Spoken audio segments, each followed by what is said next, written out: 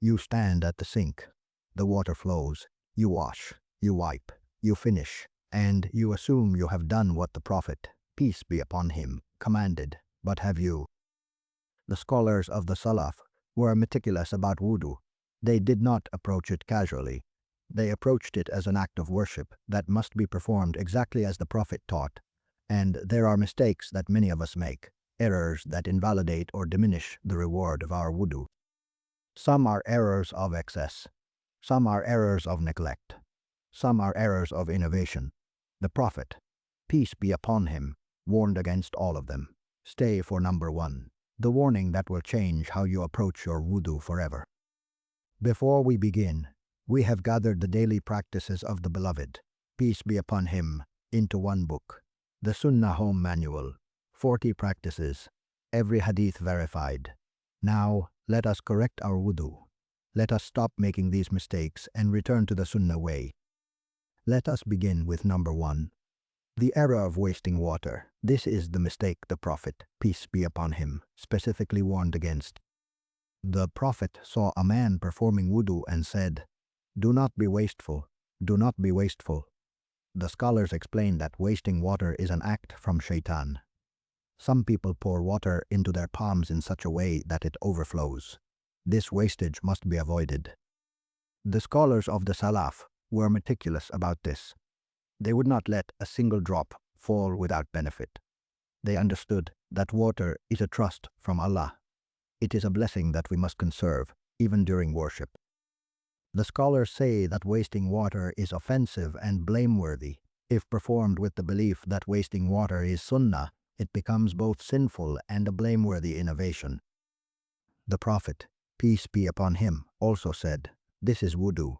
Whoever does more than that has done badly, done to extremes, and done wrong." Open the tap carefully. Close it when water is not being used. Do not let it run while you are doing other actions. Imagine the Prophet, peace be upon him, at a flowing river. He performs wudu with a small amount of water. He does not let a single drop fall wastefully. That is the sunnah, and it is still available to you. Number 2. The error of adding du'as for each limb. This is one of the most common innovations in wudu. Many Muslims recite specific du'as for each part of the body, such as Allahumma ghufirli zanbi when washing the face, or specific prayers for the arms and feet. But the scholars of Islam are unanimous that these du'as have no authentic basis. Imam al-Nawawi said that the du'as for each limb have no basis. Ibn al-Qayyim said they are fabricated and invalid. The Prophet, peace be upon him, did not recite any specific du'as for each limb. He did not teach them to his companions. To invent such du'as is to change the act of worship. It is adding something to the religion that the Prophet did not authorize. The scholars warn that this is a form of innovation. The only prescribed du'as for wudu are 2, saying Bismillah at the beginning and reciting the Shahada after finishing. That is the Sunnah. Imagine the Prophet, peace be upon him, performing wudu. He is silent. He is focused. He is not reciting du'as for each limb. He knows that the worship is in the action, and the du'as are after. That is the Sunnah, and it is still available to you. Number 3. The error of leaving dry spots. This is the most serious mistake. The Prophet, peace be upon him, warned that the adornment of the believer in paradise will reach the places that the water of wudu reaches. But if the water does not reach, there is no reward. And if the water does not reach the skin, the wudu is invalid. The scholars explain that the obligation is to ensure the water reaches every part of the limb, including between the fingers, the beard, and the heels. The Prophet, peace be upon him, taught his companions to rub each limb to ensure the water reaches everywhere. The mistake is negligence. It is rushing through wudu. It is assuming the water has covered the limb when it has not. The scholars give the example of forgetting to rinse the nose. If you forget and then remember, the scholars say you should just rinse the nose and continue. You do not need to restart the entire wudu. But if you leave a dry spot on the face, the arm, or the foot, the wudu is incomplete. Imagine the day of judgment. Your limbs are shining where the water touched, but there is a dark spot. a spot where the water did not reach. That is the error of negligence, and it is still available to you to correct. Now, let me pause here and ask you something. And I want you to be honest. Do you waste water in your wudu? Do you leave the tap running? Do you recite du'as for each limb? Do you rush and leave dry spots? The Prophet, peace be upon him, was meticulous about wudu, and he taught us to be the same. So I want you to look at your wudu, look at your habits. Are you following the Sunnah, or are you making these mistakes? Drop a comment below. Tell me which mistake you are going to correct today, because the Prophet did not teach these for no reason. He taught them for your purification, your reward, and your connection to Allah. Now let us continue, because we have 2 more errors to correct. Number 4. The error of breaking the sequence. The scholars explain that wudu has a sequence. You wash your face, then your arms, then wipe the head, then wash the feet.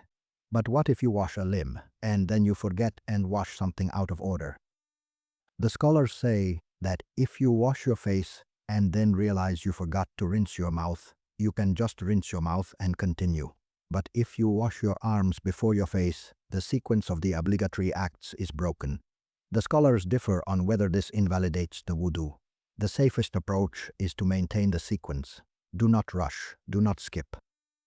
Follow the order the Prophet taught. That is the Sunnah, and it is still available to you. Number 5. The error of neglecting the Sunnah actions. Wudu has fard and Sunnah actions. The fard are 4: washing the face, washing the arms, wiping the head, and washing the feet. The Sunnah actions are many. They include washing the hands before entering the water, rinsing the mouth and nose, doing hilal of the fingers and toes, and performing massa of the ears and neck. Many of us neglect these Sunnah actions. We rush through wudu, we focus on the fard and ignore the Sunnah. But the Prophet, peace be upon him, said that the adornment of the believer reaches the places the water reaches. The Sunnah actions increase the reward. They make your wudu more complete. Imagine your wudu. You are following the Sunnah perfectly. Your reward is immense. That is the Sunnah, and it is still available to you. For 1400 years, this wisdom has been passed from the Prophet, peace be upon him, to his companions, to the scholars of the Salaf, who were meticulous about wudu, to your grandmother's home, where not a single drop of water was wasted. Now science is catching up. It is confirming what we already knew in our hearts. The water that is a trust from Allah, the actions that must be exactly as the Prophet taught, the innovations that must be avoided, and the reward that is for those who perfect their wudu. These are not just warnings, they are the prophetic protocol for purification. But let me be absolutely clear, the cures Allah has placed in His creation are not miracles, and they do not replace your doctor's care. They are the means He has given through the Sunnah, and they are blessings. The prophetic practices are not a rejection of modern thought, they are a complement to it. Now, if you want to explore this further, I urge you to watch our video on the complete prophetic wudu. The step-by-step guide to performing wudu exactly as the Prophet, peace be upon him, performed it. The modern research on the neurological and hygienic benefits will astonish you. That video is waiting for you. Click it now. And continue this journey into the prophetic science that heals body and soul. May Allah grant you and your family complete shifa. May He purify you through your wudu. May He make your wudu a source of light in your life.